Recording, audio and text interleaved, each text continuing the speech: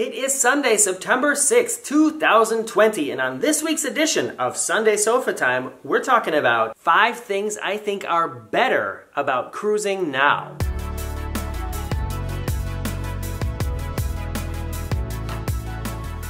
Have you made it through this week of how many videos have I uploaded this week? I think this is video number 7. I have been doing my best to get the daily vlogs and videos of this recent cruise that I did like a week ago online as fast as possible, but I'm starting to worry that you guys are getting a little bit overstimulated and I don't want to post too many of them too quickly, so let me know. And full disclosure, this is actually the second time I've recorded this entire video today because I sat down here and recorded the whole thing once already, and when I went to my editing station and tried to put it together, there was no audio.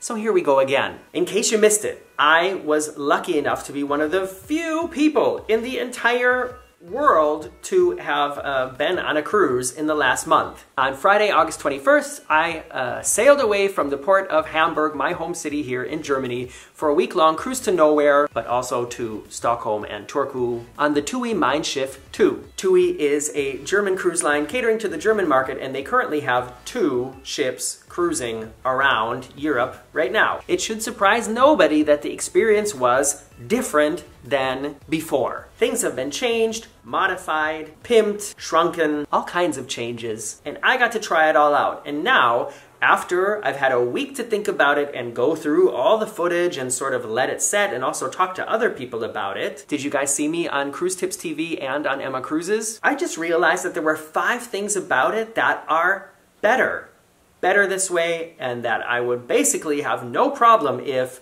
it always stayed like this. That's what we're going to talk about today, and the first one is first and last day of the cruise.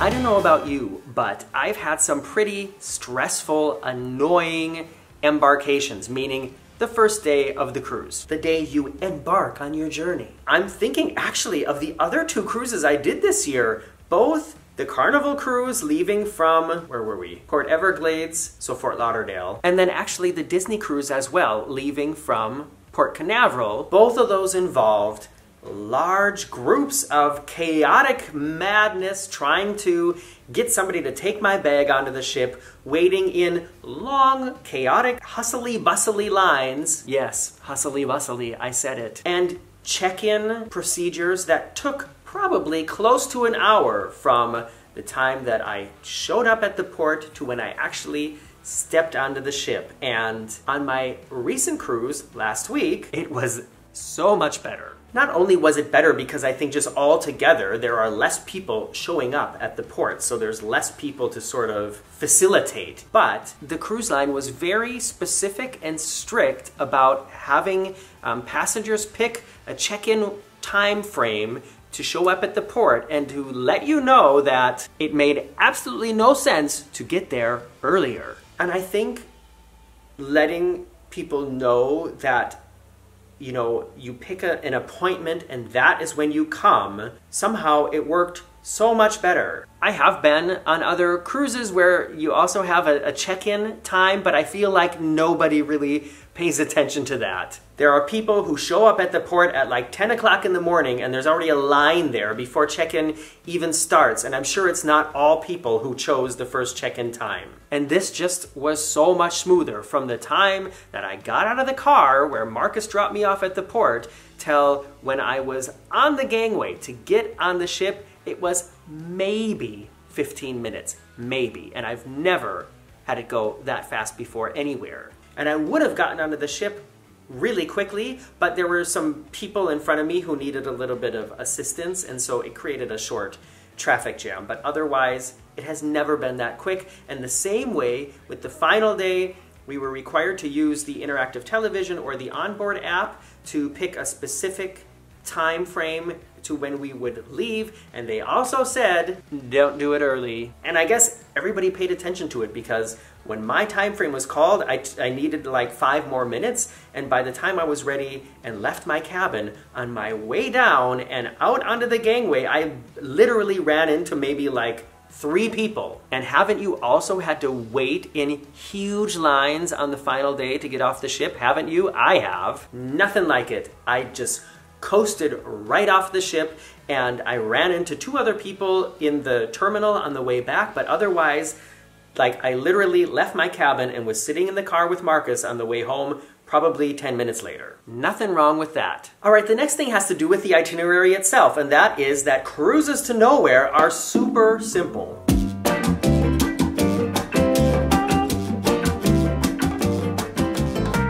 I don't know if you heard, but I found out that I was going to be on this cruise the night before I left. I did not even have 24 hours to prepare for this cruise. But it was a so-called cruise to nowhere, meaning we left Hamburg and we returned to Hamburg, and in between, nobody got on or off the ship. There were no port days, no excursions to plan, no research to be done. It was just enjoy the ship.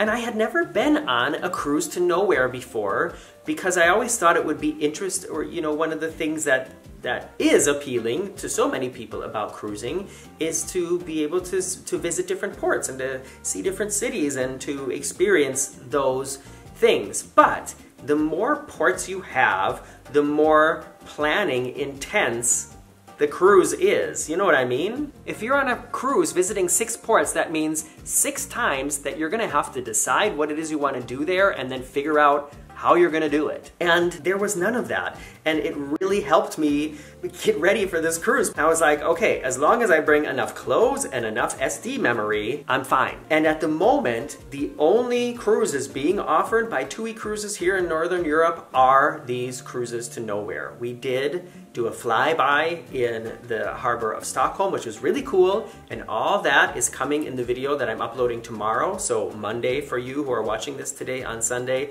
We're really excited for you guys to see this video and what happened on that day. But we also flew by the shipyard in Turku and saw the Carnival Mardi Gras. That's coming in the next video. After that, also the day where somebody had to be evacuated from the ship in the middle of the ocean with a helicopter. All exciting things happening. Anyways, what was I saying? Oh yeah, these cruises leaving from Germany, they are only with no port days. The other sort of major European cruise line that's offering cruises right now is MSC, and they are cruising down, at the moment they're cruising down around Italy, and they are offering excursions, but you are required to do the excursion with MSC, and you cannot just leave the ship and walk around on your own. It's a very controlled experience, but that's, a totally different subject. I just wanted to say that cruises to nowhere, like TUI is offering right now, are so easy because you literally have nothing to plan in advance. And even when things get back to normal, if I find a ship I really like and it offers a cruise to nowhere, I'm doing it. The next subject is something that so many people have asked about, and the more that I experienced it and the more that I think about it, the more that I think it needs to stay this way forever, and that is the way that the buffet is run.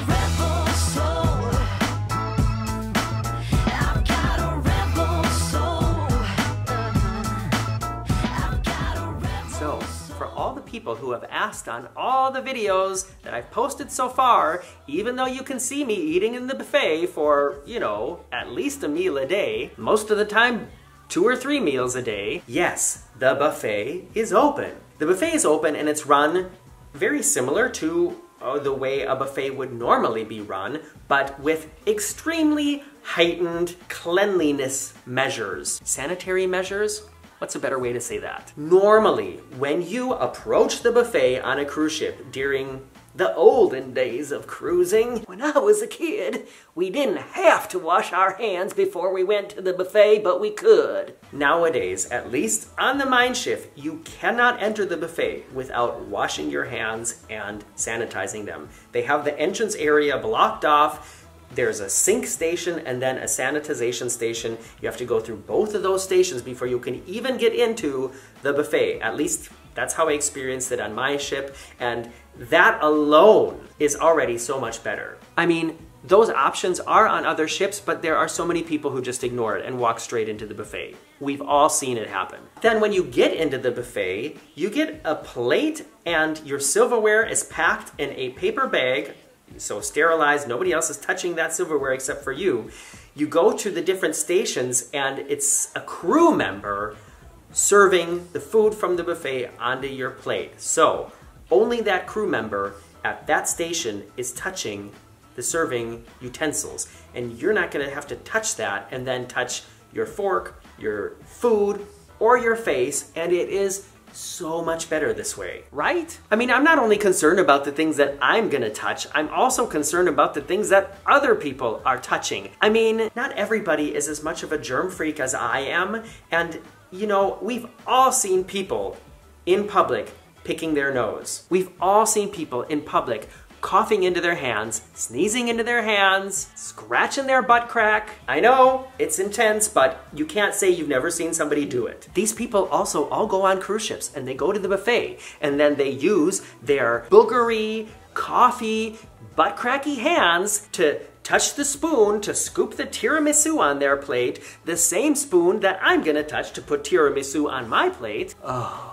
Tiramisu. And I don't like it. And nowadays, at least with the way it was done on the cruise that I was just on, that can't happen. It's so much better. And I would have no problem with it staying this way in the future. Okay, moving on to the final two. But before we move on, please forgive me for putting a little commercial break right here. Did you get one? What was it about? Good. Number 2 on my list is a very positive thing that also brings sort of a negative effect with it, and it all depends on what it is that you kind of want to experience on your cruise, whether or not you'll think this is a good thing, or mostly a good thing, or mostly a bad thing. And that is the fact that there are many less passengers on board than there usually are.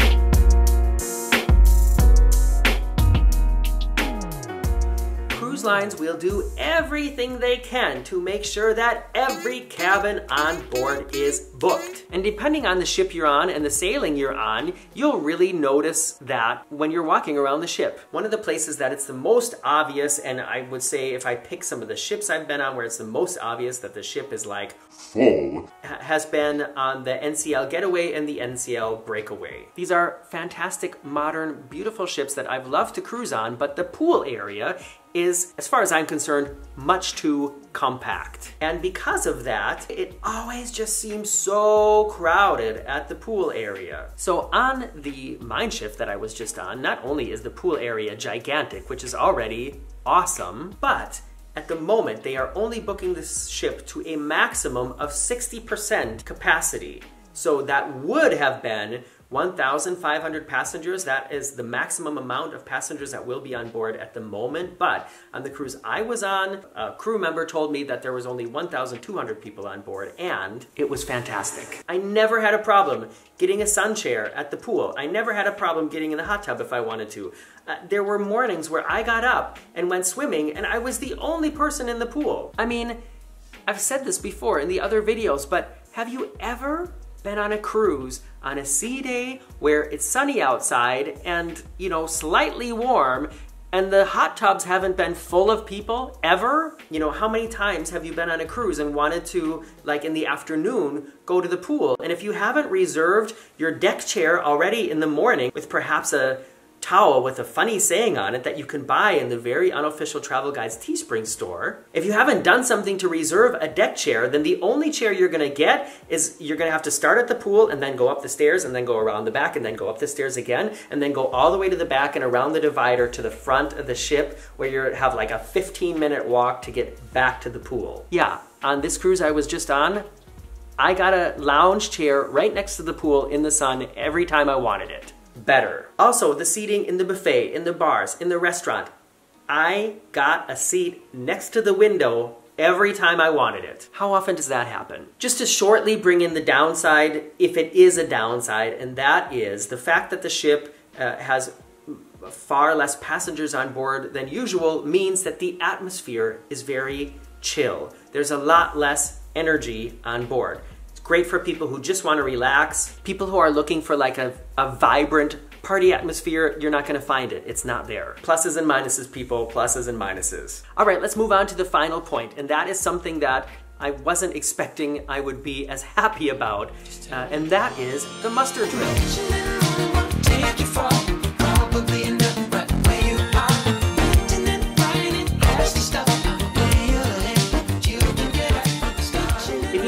all these videos, you've seen me talk about this already, but I'm going to talk about it again for the people who haven't seen it, and that is the muster drill was so much better the way they did it on the ship I was just on. Normally, in a muster drill, for anybody who hasn't been on a cruise before, and I'm assuming that most people who are watching this have been on a cruise, so please forgive me for describing a process that you've all been through several times before. Normally on a muster drill, it's the first day of the cruise, everybody's gotten on board, it's, you know, there's music playing, there's people splashing in the pool, cocktails are being served, people are having fun, and right in the middle of it, bam, everything stops, and you have to go to the muster drill. It's a major buzzkill, but it has to be done. And I think, you know, it should be done. It's a very important thing. It's the one time where everybody on the ship practices where you would go and what you would have to do if there really was an emergency. So it's of course important that you do it. And usually the entire ship does it all at the same time. And in order to facilitate that happening, the pool's closed, the bar's closed, the restaurant closes, all the music stops, and yeah, it's just a big buzzkill. And sometimes it takes 45 minutes or an hour until everybody gets there and it's over, and it's just not fun. And in order to combat the fact that usually you're standing in a group of like 30 to 40 people, shoulder to shoulder, boobs to back, or nuts to butt, as I recently learned, the way they solved that on MeinSchiff was, when I got into my cabin, there was information in the cabin that said, once you get situated, you have between the hours of then and then to go to your muster station and do the muster drill. So I could have gone whenever I wanted. I could have gone up to the buffet, had a drink, whatever, and then thought, okay, well, let's go do it now. I decided to do it right away to get it over with. I followed the number on my card, just like usual. I think I was an F. Went down to the back of the ship. I met a crew member who scanned my card and said, all right, go into the restaurant there and take a seat. We're gonna wait a couple minutes to see if anybody else shows up, and then we'll get started. I maybe waited 2 minutes, nobody else showed up, and so I had a muster drill all by myself. One crew member in front of me communicating the information that you always get in the muster drill, that, you know, listen for the alarm, it's 7 short blasts and 1 long blast, this is how you put on a life vest, you know, grab your medication, don't go back to the cabin if you don't have to, all that stuff. And I was out of there, I think, in 6 minutes. Have you ever had a muster drill take 6 minutes? I'm gonna say no. And it's so much better that way. You show up and they're like, okay, how many of you? There's 5 of you. Okay, yeah, go sit over there. Crew member shows up, stands in front of you, does a muster drill, and you're back out having fun. It is so much better this way, and I hope that they only ever do it like this again. I can't imagine going back to the old way. What do you think? I hope you guys are enjoying the videos, but don't think that this is over yet, because now comes the time on Sunday Sofatime where I comment on your comments live on air.